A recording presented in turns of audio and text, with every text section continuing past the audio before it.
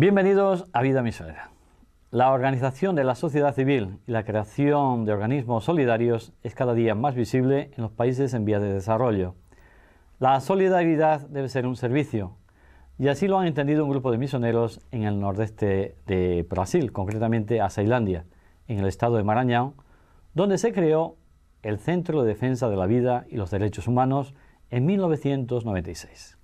Veamos los derechos de los pobres.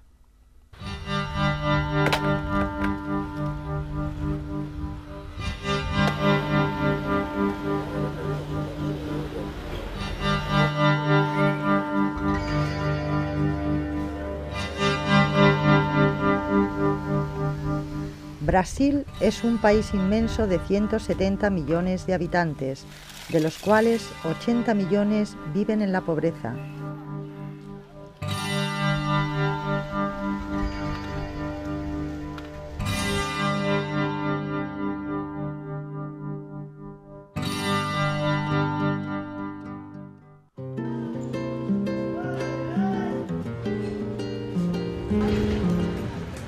El estado de Maranhão, al noreste del país, tiene 5 millones de habitantes, de los cuales el 63% son pobres. Además de ser el estado más pobre del país, no se respetan los derechos humanos y la corrupción es generalizada. Por ese motivo, en Ceilândia, un municipio de Maranhão que tiene unos 100.000 habitantes, se creó el Centro de Defensa de la Vida y los Derechos Humanos en 1996. Allí trabajan una serie de empleados y voluntarios con el objetivo de lograr que los derechos de los pobres sean respetados.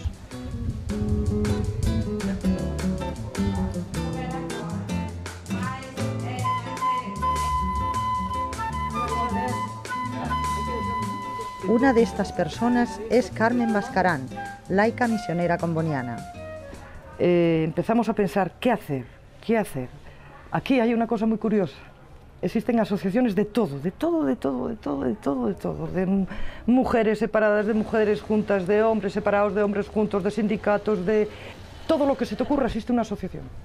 Solo que no funciona ninguna, porque esas asociaciones en su mayoría están dominadas por algún político, que lo que hacen es pedir las subvenciones, meterlas en el bolso y que la gente siga muriendo.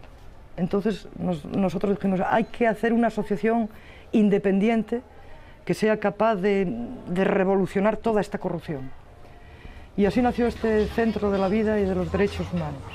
Este centro, cuando comenzó, no teníamos nada. Entonces comenzamos haciendo una feijoada, es una especie de fabada a lo bestia, para 500 personas. Con eso, ese fue el primer dinero que nosotros tuvimos para comenzar esta aventura. Fueron 1.300 reales, alrededor de 10.000 pesetas. Con eso legalizamos esta asociación y comenzamos a caminar.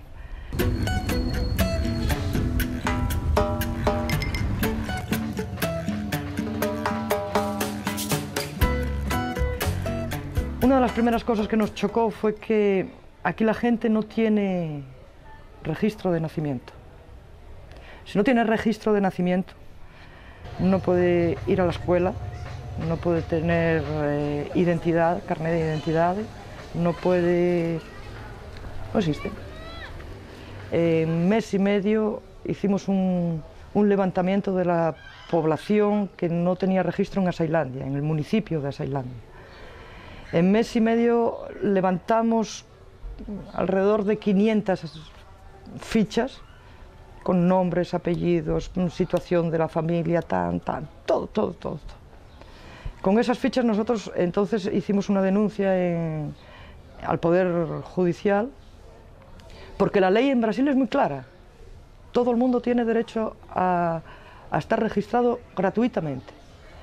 Solo que después en los cartorios, y aquí entra la corrupción, la primera corrupción con la que nos encontramos, cobraban 35 reales. 35 reales en un salario medio de 90 reales significa que el 90% de la población no se registra, no tiene dinero para registrar a los hijos. Todas las comunidades trabajaron conjuntamente con nosotros, porque el centro de Fesa somos muy poca gente trabajando. Solo que cada vez que hacemos una campaña de estas se envuelve toda la población. Toda la población. Y cuando en la promotoría no querían darnos ese registro, entonces la población de los barrios venía con nosotros. Empezamos siendo 5, al día siguiente 10, al día siguiente 20, al día siguiente 50 personas. Cuando el promotor vio que podíamos llegar a llevar hasta 2000 personas y tomarles el cartorio, entonces actuó. Actuó y hoy tenemos que decir que en Asailandia se está dando el registro de gracia.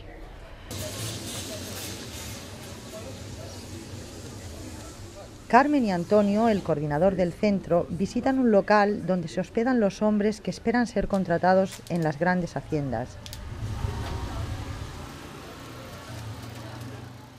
Carmen y Antonio quieren que estas personas conozcan la campaña del centro en contra del trabajo esclavo. De repente un día llegó aquí un señor como de unos 60 años, todo herido, todo hecho machacado, llorando, que venía huyendo de una facienda. Preguntamos qué era lo que pasaba. Entonces él nos contó la historia. La historia del señor Antonio es la siguiente. A él le ofrecieron un trabajo en una hacienda, en una facenda. Una facenda es una gran extensión de terreno, cuando digo grande, pues como la mitad de Asturias.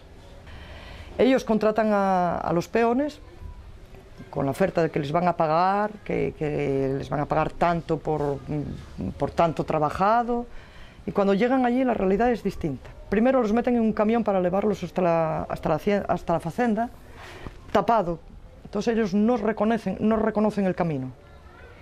Cuando llegan allí empiezan a trabajar, cuando pasa una semana dicen, oye, danos lo que nos tienes que pagar. No, aquí tú no, nada, porque como debes más de lo que tú tienes, dicen. Entonces siguen trabajando, vuelven a pedir y nunca pueden recibir nada. Entonces, claro, cansa. Entonces salen huyendo y detrás de ellos salen huyendo a veces, muchas veces, la mayoría de las veces, pistoleros a caballo con perros y rifles. En este caso del señor Antonio salieron 4 peones huyendo. 3 de ellos consiguieron caer dentro de un terraplén, esconderse debajo del terraplén, pero al señor Antonio lo pegaron los pistoleros y empezaron a pegar, a batir a darle una paliza, con intención de matarlo, como habitualmente hace. Solo que sabían que habían huido otros 3 y no los encontraban. Entonces ellos decían, oye, no lo mates porque los otros 3 están viéndolo. No sabemos dónde están, pero están viendo. Entonces lo dejaron tirado allí. Cuando ellos marcharon, los otros 3 cargaron al señor Antonio y lo trajeron hasta aquí. Entonces así nos enteramos nosotros que existía el trabajo esclavo. Nosotros estamos al servicio de los terratenientes para poder mantener a nuestras familias. Pero ellos cada vez están pagando menos. Llegan a pagar solo 60 reales. Estoy aquí esperando que alguien me contrate temporalmente, porque no hay trabajos fijos en las haciendas. No tenemos tierras propias, por eso trabajamos para ellos.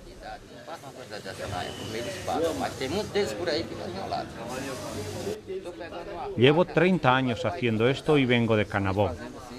He salido de mi región en Sará y ahora estoy aquí. 3 de mis hijos vinieron conmigo y también hacen el mismo trabajo que yo. Actualmente encuentras muchos terratenientes que te engañan. Trabajas muy duro para ellos y después no te pagan. Entonces hicimos una campaña junto con la CPT y con el Ministerio de Trabajo, con el equipo móvil de fiscalización del Ministerio de Trabajo. Conseguimos, por ejemplo, este año, liberar 1.760 trabajadores de las facendas. Ese es el resultado de ese trabajo que comenzó con el señor Antonio y este año llegó a ese resultado.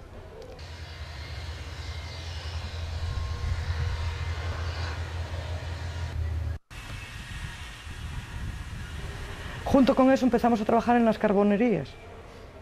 Las carbonerías son donde las siderúrgicas fabrican el carbón vegetal que cortan de la selva, de la mata, hacen el carbón vegetal y con eso funden el hierro, el mineral de hierro, que después de convertido en bloques de hierro puro es exportado todo para Japón, Canadá, Estados Unidos, Alemania y viene convertido en frigoríficos,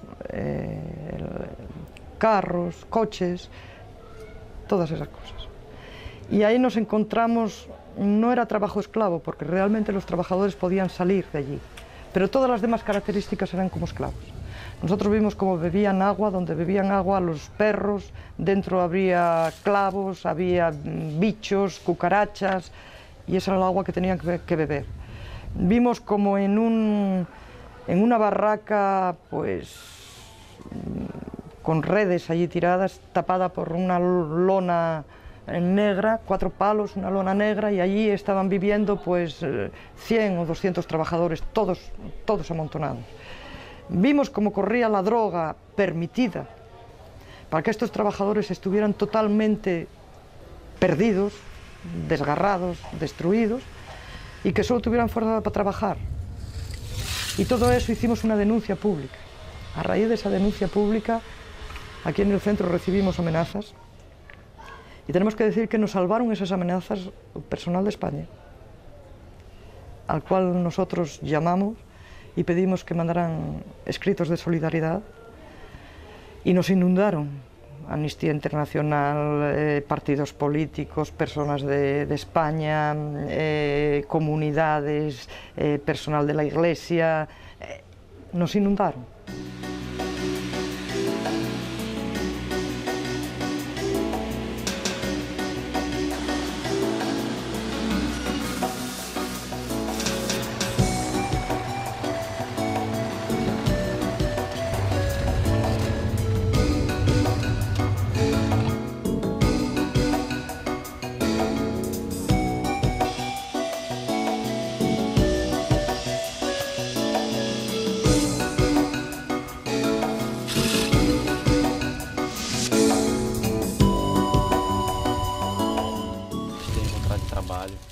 ¿Tienen ustedes contrato de trabajo?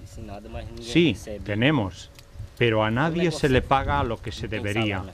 Es un trabajo sin futuro. Si es despedido, ¿qué recibe? Te dan muy poco dinero. Si trabajas 4 años, recibes medio mes. Si estás enfermo y pasa un mes, recibes medio salario.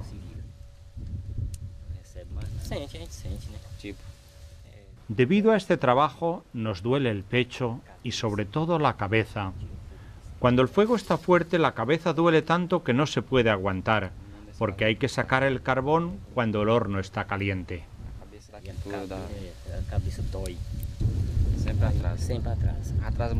¿Pagan con atrasos? Sí, pagan con muchos días de atraso. Ahora el día 12 yo llevaba 44 días sin cobrar. ¿44 días? ¿Y de qué comen? Mi familia y yo tuvimos que estar 3 días sin comer. Nosotros debemos trabajar mucho y ganamos muy poco. Mi familia es numerosa. Tengo 8 hijos. El mayor tiene 16 años y trabaja también en la carbonería donde estoy.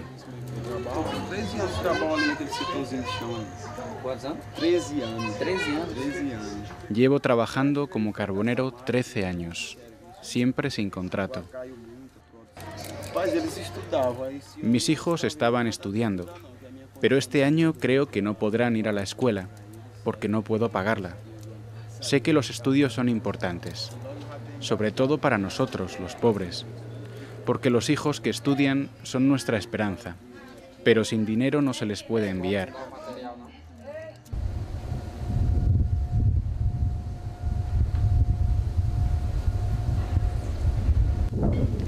Aquí en Asailandia tenemos 5 siderúrgicas. Nosotros estamos enmarcados dentro de una cosa que se llama el proyecto Grande Carajás.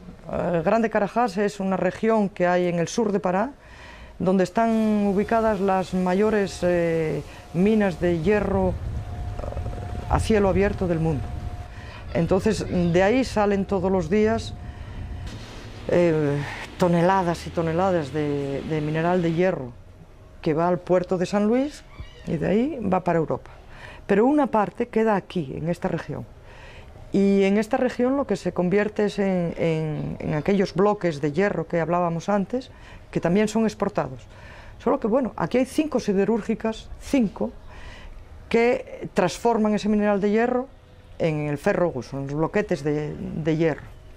Ellos tienen derecho a hacer todo lo habido y por haber sin que nadie les diga nada. El carbón vegetal, ellos acaban con la mata, nadie dice nada.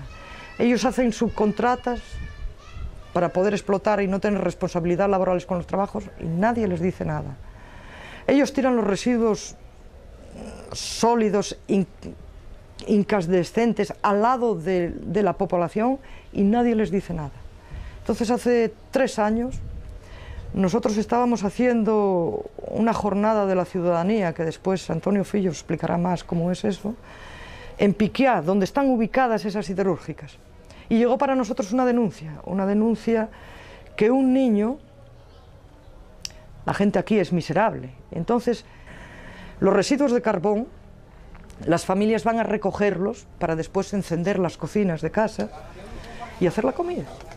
Solo que esta vez una familia, la mujer con 4 hijos, iba corriendo por ahí, los niños son niños, 7 años, y dio una patada a una piedra, cayó encima de un monte de aquel residuo, el niño salió corriendo, saltó y ras, se quemó hasta la cintura. Nosotros hicimos esa denuncia públicamente. En ese día estaba el gerente, un juez, 2 promotores. El gerente regional sería como el gobernador de la región, sería como, no sé, el presidente del parlamento del regional. 2 promotores, 4 concejales, el secretario de Medio Ambiente, el secretario de Infraestructura, todos escucharon esa denuncia pública y ninguno de ellos hizo nada. Después de 15 días vinieron otra vez al centro, la familia, y nos dijo, oye, nosotros estamos tirados ahí, el menino cada vez está peor, no sabemos qué hacer, y el centro fue allí y empezó a solicitar el laudo médico para ver qué podíamos hacer. El médico se negó a darlo, tuvimos que amenazarlo personalmente, decirle que o nos daba el laudo médico o nosotros le dábamos una paliza. Esto lo tuve que hacer yo personalmente. La empresa, nosotros vinimos corriendo a la empresa que hiciera tomar alguna decisión, que trasladar al niño a un hospital de quemados, y esa noche el niño murió.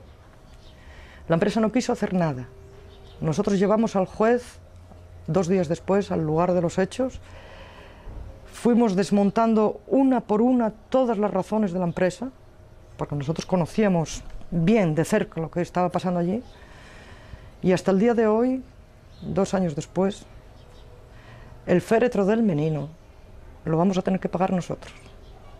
Hoy vamos a tener que pagar el féretro del menino porque nadie hizo nada.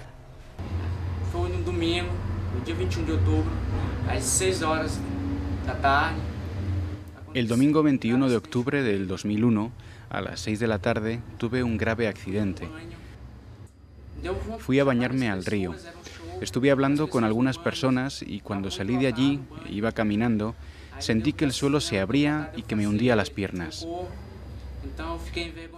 Se trataba de una alberca llena de un producto que no recuerdo su nombre. Es un producto especial que utilizan en una siderúrgica. Este producto ni echaba humo ni había señal alguna de fuego y no había ninguna indicación de peligro. Era como un lago muerto en el que no se notaba nada especial. Sentí solo que mis piernas se quemaban y salí de allí lo más aprisa que pude. Pero al ponerme a caminar me caí. Mis piernas estaban completamente negras y quemadas. Sentía un dolor insoportable.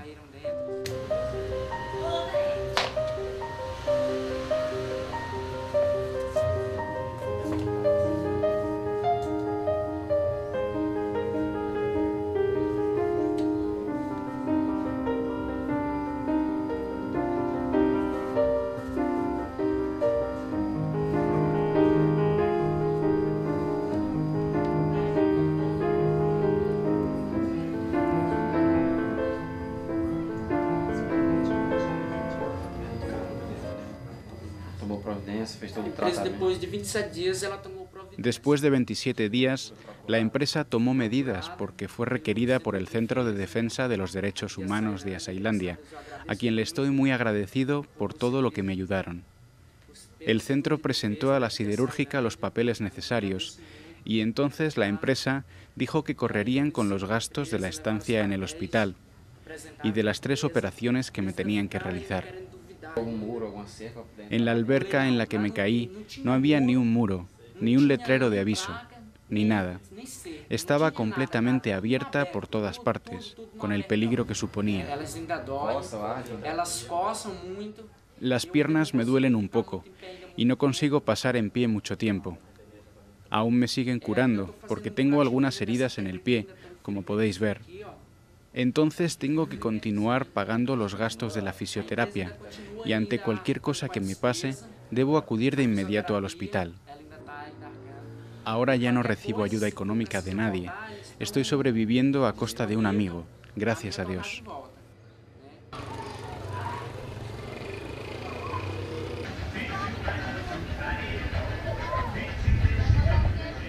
Imagina que el presupuesto de Asailandia, el municipio de Asailandia, es mayor que el presupuesto del municipio de Oviedo, la región donde yo soy. Es mayor. Y aquí la gente se muere de hambre. Y Oviedo recibe la escoba de plata o de oro, de no sé qué, por la mejor ciudad europea. Alguien se está guardando ese dinero en el bolsillo. Y ese dinero se lo están guardando los políticos. Y comprobando esto, hace año y medio, había aquí un político, el alcalde de este pueblo, de esta ciudad de 100.000 habitantes, que robaba de una manera tan descarada, tan infernal, que la gente empezó a organizarse. Entonces un grupo de personas se dedicó a pegar esa documentación, a buscar esa documentación, a demostrar que estaban robando. Entonces aparecieron con que aquí hay una cosa que se llama merienda escolar. Teóricamente los niños aquí, con la documentación que ellos nos daban, estaban merendando como no meriendan en España, bueno, los hijos de los más ricos de España. Y allí aparecía. Pues nosotros íbamos a las escuelas y les daban un yogur que estaba pasado, que ya estaba caducado, les daban un zumo de naranja que ya estaba caducado. Y bueno, ¿dónde está este dinero? Entonces investigamos y esa comida que decía que estaba llegando aquí, no existía ni la empresa. Era una empresa fantasma. Y así descubrimos, cosa por cosa, hasta 6 millones de reales que se habían ido a los bolsos de la mafia de la prefectura. Con toda esa documentación nosotros hicimos una acción civil pública, que es la forma jurídica que hay aquí para poder denunciar eso. La entregamos al juez de la ciudad y el juez de la ciudad la llevó para el frente. Hoy ese prefecto ya no está aquí, salió de la ciudad.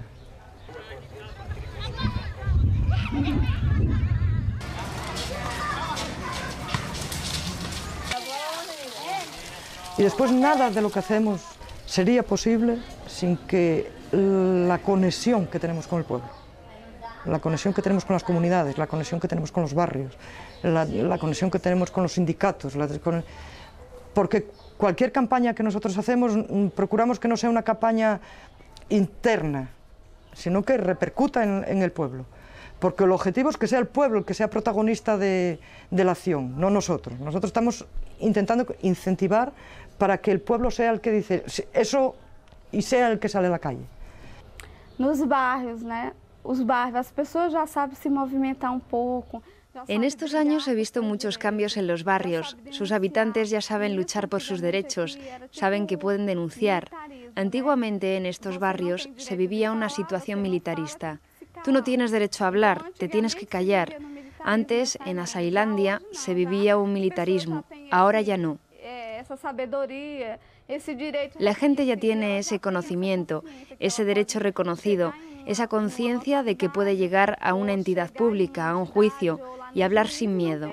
La mayoría de las personas ya saben eso.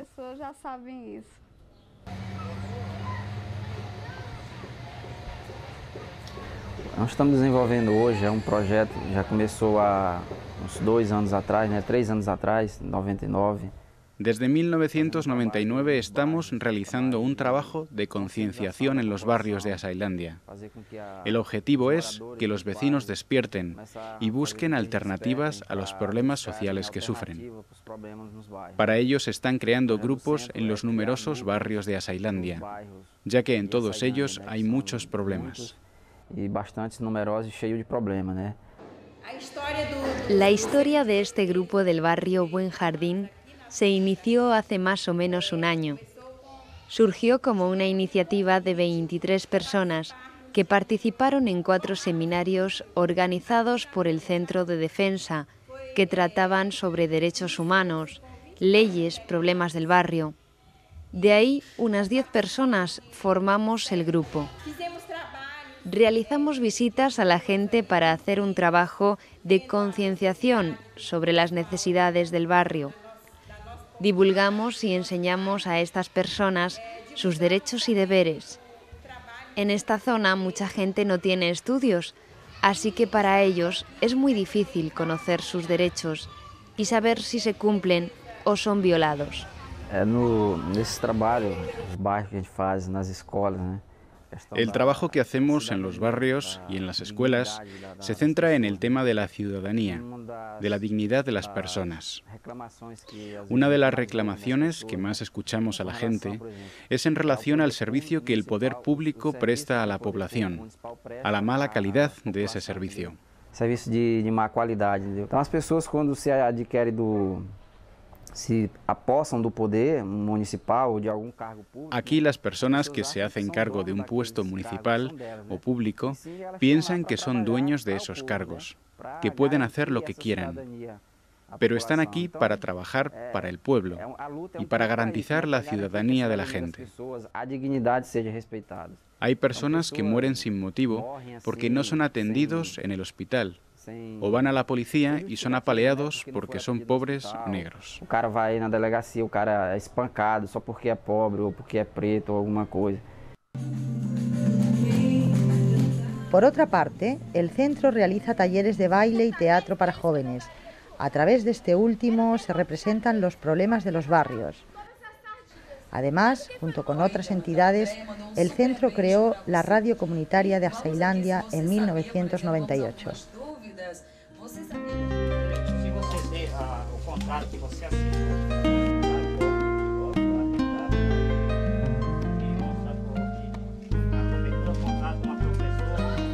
La gente aquí no cree. Bueno, la historia de Brasil, la historia de la esclavitud, la historia de la masacre de los indios, los negros que son la porquería más porquería de la vida, y no creen en que puedan ellos ganar nunca nada. Nuestro lema aquí en el centro es pocas cosas y a fondo. Con eso nos demostramos al pueblo que cuando el pueblo se junta, gana. Nos podrá costar 1 año, 2 años, 3 años, pero al final ganamos. Y esa es nuestra lucha. Y esa es nuestra razón de ser y por eso merece la pena vivir. Amigos, muchas de las ideas que tenemos sobre los países empobrecidos nacen en los despachos de empresas multinacionales de la información y la comunicación que están alejadas de la realidad de la vida. Quizás estas pequeñas iniciativas que hemos visto, multiplicadas en el mundo, son las que van abriendo caminos y dan esperanza para que el cambio se haga realidad. Siempre en la esperanza y en el compromiso. Incluso a pesar de los pocos compromisos salidos de la Cumbre de la Tierra en Sudáfrica. Saludos y hasta una nueva ocasión. Que Dios os bendiga.